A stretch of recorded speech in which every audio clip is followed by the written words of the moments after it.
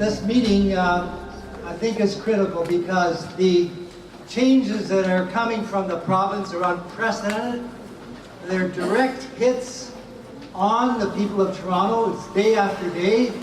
And this one here, the $1.1 billion cut to public health, which was done on a Friday afternoon, no consultation, no warning, is going to affect our most vulnerable in the city of Toronto. Whether it's kids who need the immunization program, the breakfast program, all the preventative programs which Toronto Public Health has built up over decades are at risk because of this unprecedented attack on our public health in the city of Toronto, which is the preventative side that sometimes doesn't get the notoriety the primary care medicine does, but it is critical importance.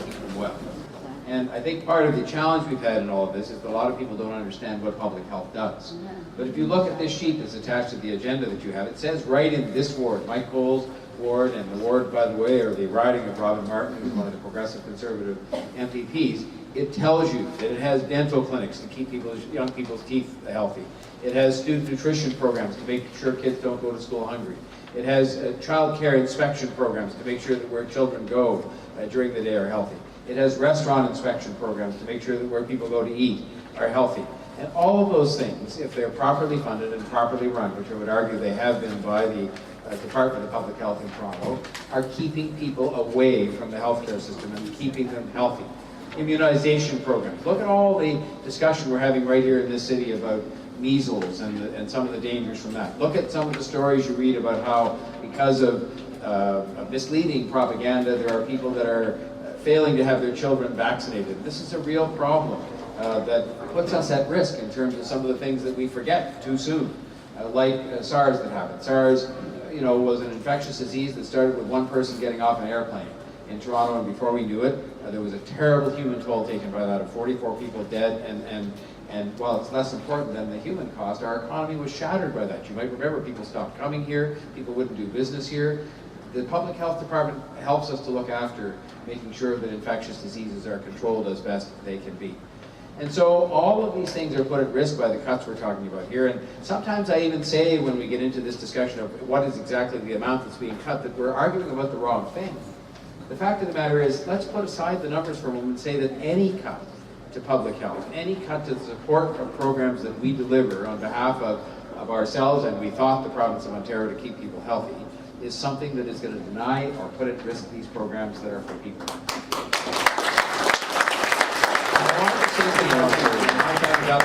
Sometimes people pretend that these kinds of things like public health, once you understand what they are, operate in isolation from the rest of the city's life and the rest of the well-being of the city, including its economic well-being.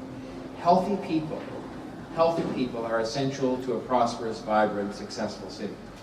And so public health provides a hugely important role in supporting people and making sure that they have the things they need to stay healthy so that they can pursue the opportunities they want to pursue, get a job, create a business, any number of kinds of things. And so I believe Mr. Ford when he says he wants to make sure that the economy of Ontario is healthy and that the jobs are plentiful here. But that includes making sure people are healthy, and that includes a substantial investment that we should make in public health. If anything, we should be investing more in public health overall between all the governments, not less. I'll ask it again and sit down. And that is, how does it make any sense whatsoever? What does it say about our values for a government that says it is prepared to invest potentially hundreds of millions of dollars in making sure that beer can be more widely available in corner stores, at the same time as they're cutting money from public health, child care, and a host of other areas, including a gasoline tax that's used to refurbish your transit system. The bottom line is it doesn't make any sense, it's not right, it is distorted priorities. Every single community in our province received the same news. So not only are they cutting Toronto Public Health, currently there are 35 public health units in Ontario. They're closing down 25 of them. So what does this mean? What is Toronto Public Health? Here's the challenge. When Toronto Public Health does well, it's invisible.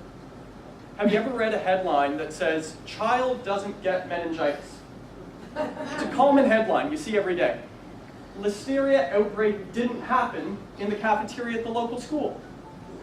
That's what public health prevents diseases from beginning in the first place. And so what do we do at Toronto Public Health? We provide, as you heard, breakfast programs for kids. In 634 schools, 212,000 kids every single day have a healthy breakfast. It improves learning and improves their health. We provide vaccines, 50,000 doses of vaccines every single year in schools. We do dental cleanings for kids aged 4 to 12, more than 200,000 of them. And we also prevent diseases, communicable diseases, from arriving in the first place.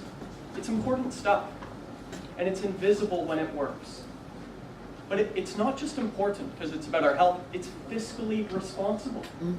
Because when you prevent the diseases of tomorrow, not only do you keep people healthy, but you keep people out of hospital rooms.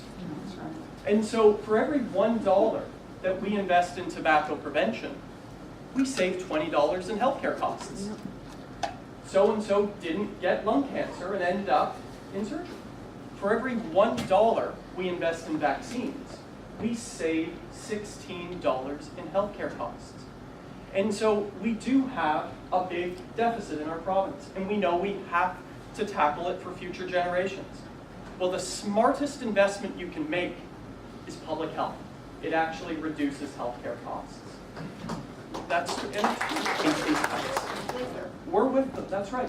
The mayors and regional chairs of Ontario, representing more than 9 million Ontarians, have all signed a letter against these cuts. The school boards, the Toronto District and the Toronto Catholic School Boards, the Ontario Nurses Association, the Ontario Medical Association, the Ontario Pediatric Society. It takes a lot to piss off all three of them. This government somehow did. Councillors that you've already heard this evening and for Mayor Tory. But very briefly, what is it that public health does?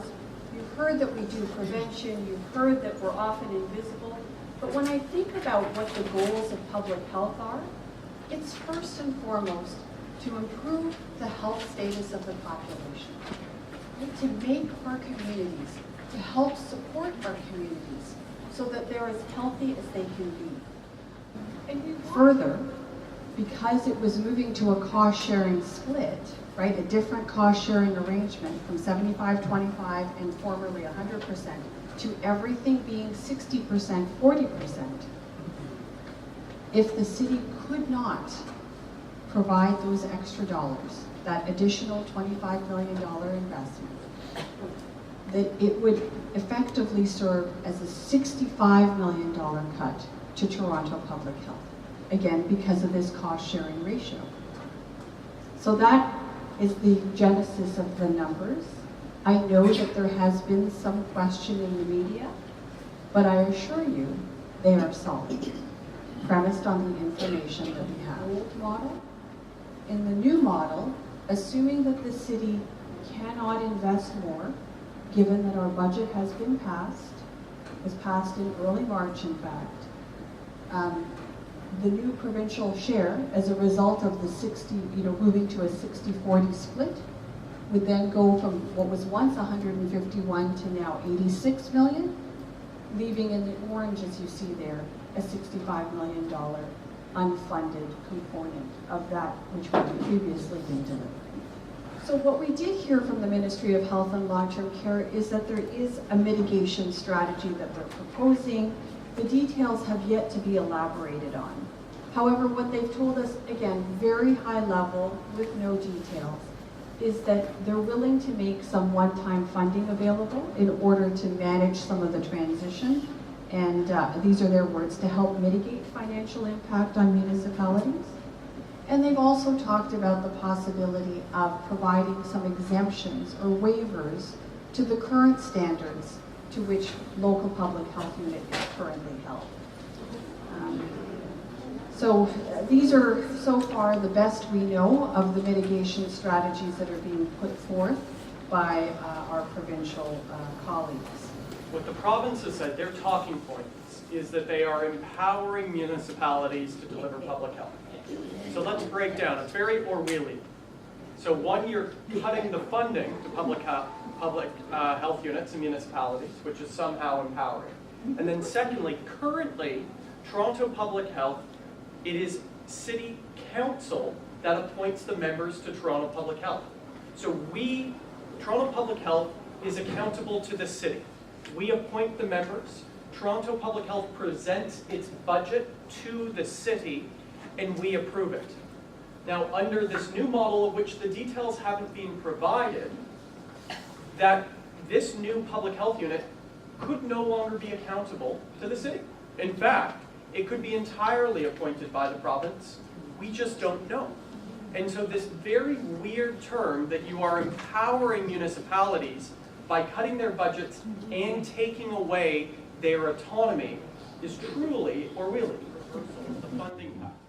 Changes to the governance, the establishment of these new 10 bodies down from 35 with the new model, that will require legislation which would come in the fall.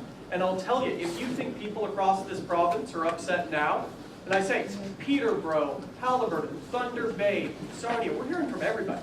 You think they're upset now? Wait until they find out which 25 public health units are going to be closed. This is a controversy that is boiling over. And we're starting from the premise, the mayor and I, and frankly mayors across this province, that we just want this reversed. And that's what we're pushing for.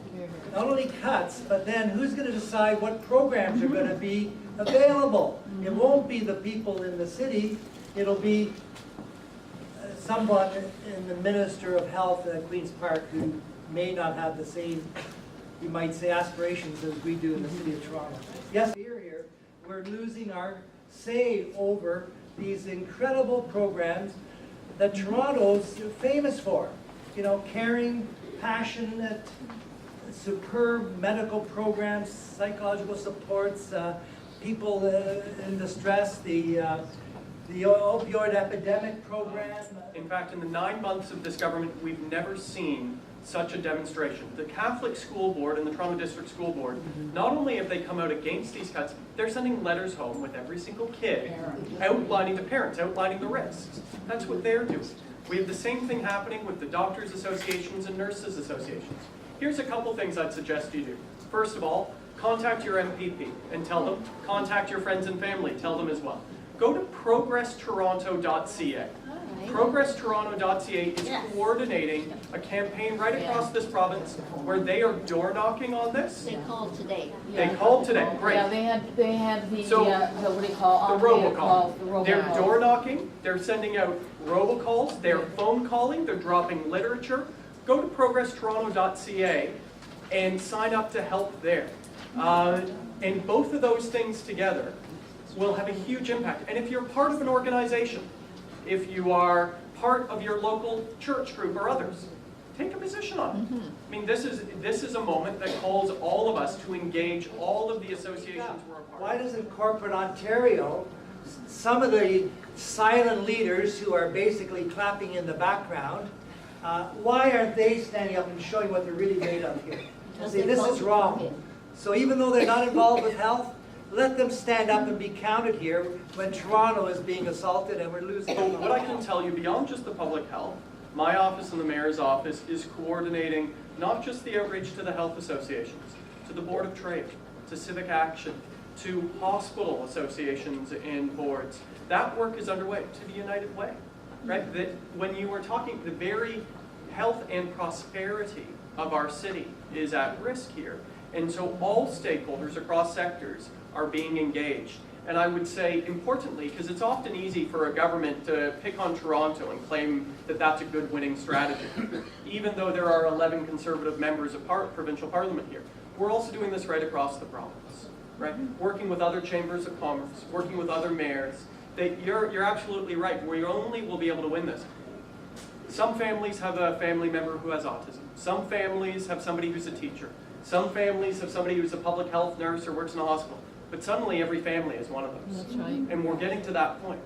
And so that all court press is part of the work we're undertaking. Television today talking about the risky business associated with the economic prosperity of our city when you cut public health and the risk of SARS. And so those conversations are happening with corporate Canada. And so just as Mike says, talk to everybody. talk to your local mosque, your synagogue, your church. I don't know what association, the park, the trails. What was it? Fields and Streams. I've never even heard of those groups. But talk to all those groups. But yes, talk to every